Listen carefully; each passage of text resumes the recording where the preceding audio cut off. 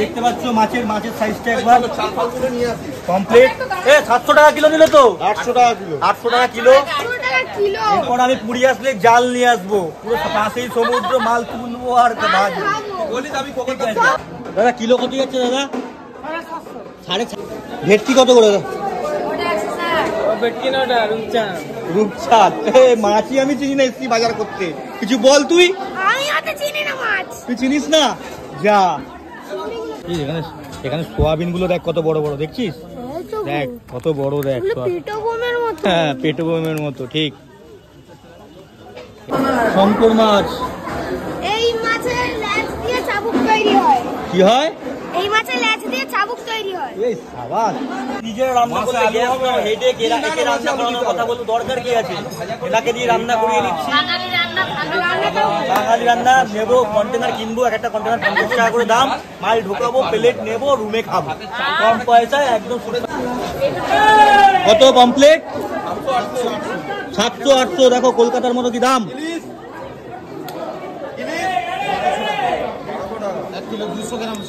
1 kilo 200, 1200 টাকা পুরীতে।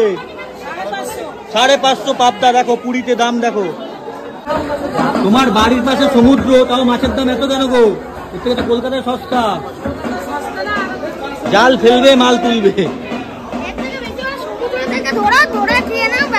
তুই আরে বললাম কলকাতা থেকে জাল নিয়ে আয়, চল ফেলি জালটা। আমি কই আনবো? আমাকে কখন বললে তুমি?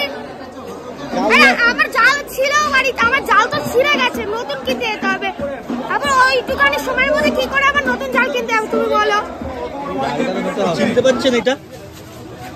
চিনবেন, এটা হলো পুরীর বাজার, তাই তো? কিছু বলো তুমি। এটা তো পুরীর বাজার। এখানে হবে এখন বাজার করব, আর তারপর যা যা খাবার আছে ওইগুলো নিয়ে যাব। আমরা রাত্রিরে খাবার বানাবো। আচ্ছা, তো খুব সুন্দর। ওরে বাবা রে, খুব সুন্দর ব্লগ করে ভাই আমার। পুরীর বাজারে দেখো পুরো টাটকা টাটকা কাতলা। আমি এটাকে ভেটকি ভেবেছি। আমি বলছি কি পাবদা চলবে তো? পাবদা পাবদা না পমফ্রেট?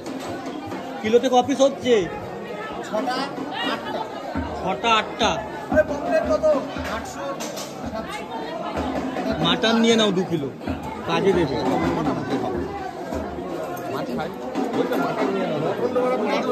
কাঁকড়া কত? কাঁকড়া ছাড়াবে কি? এখন ডিসাইড করতে পারছি না কি খাবো। এই কাঁকড়ার সাইজটা দেখ, এই কাঁকড়ার সাইজটা দেখ।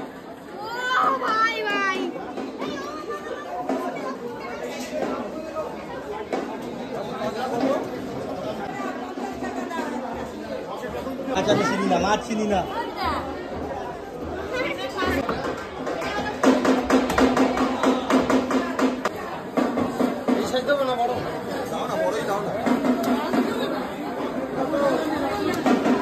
পাবদা কিলো কত বললো?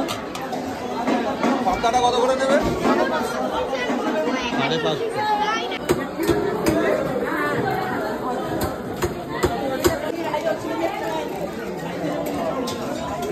কি মাছ এটা? এইটুখানি। যাই হোক, এখান থেকে মাছ কিনবো আর এখান থেকে আমরা কাটাই, আলাদা কাটাতে হয়।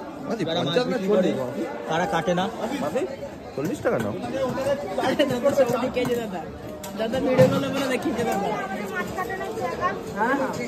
ছোট ব্লগার ভাই, খুব সুন্দর ব্লগ করে।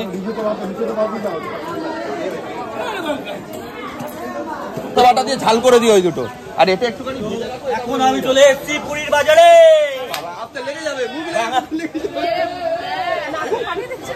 বাঙালি রান্না এখানে বেশ। আমাদের হোটেলে রান্না করার ব্যবস্থা ছিল, সবকিছু ছিল, তাও আমরা বাজার দিয়ে মাল নিয়ে এসে রান্না করাচ্ছি। হাবড়ার দিদি হাবড়ার আছে, ঠিক আছে। এখন আমরা ভেটকি মাছ ফ্রাই কমপ্লিট দুপুরে রান্না করাবো। দেখলাম নিজের রান্না করতে গ্যাস না, হেডে একে রান্না করানোর কথা বলতে দরকার কি আছে? এটাকে দিয়ে রান্না করিয়ে নিচ্ছি। বাঙালি রান্না নেবো, কন্টেনার কিনবো, একটা কন্টেনার 50 টাকা করে দাম, মাল ঢোকাবো, প্লেট নেবো, রুমে খাবো, কম পয়সায় একদম সুস্বাদু খাবার। 500 আলু। কালকে চিকেন করেছিল, ভালো করেছিল। আজকে দুপুরে রান্না হলো পমপ্লেট, আজকে রাতে করবো মাটন, কালকে পুজো আছে, কালকে হয়তো নিরামিষ করবো, জানি না কি করবো। কালকে ডাল করতে হবে কিন্তু, কালকে চিন্তা কালকে ডাল আলু ভাজা। এই ঠিক আছে আর ছোট ব্লগারকে একটু দেখিয়ে দাও। ঠিক আছে, ছোট ব্লগার দেখতে পাচ্ছ, মাছের সাইজটা একবার কমপ্লিট। 700 টাকা কিলো নিল তো, 800 টাকা কিলো। 800 টাকা কিলো। 100 টাকা কিলো। এরপর আমি পুরী আসলে জাল নিয়ে আসবো, পুরো পাশেই সমুদ্র, মাল তুলবো আর ভাজবো। চলো। চালটা কিন্তু একটু সেন্টেড বাসমতি নিস কিন্তু। হ্যাঁ, এই চালটা ঠিক আছে। ধরে কালটা নে, এটা ধর। এটা আমার ডাল হবে এইভাবে। ভাই এটা ধর। 150 টাকা নেবে মাছ। আচ্ছা ওটা 150 টাকা। 150 টাকা মাছ। আলু ভাজা এটা 50। ফ্রাইটা করতে 50 টাকা।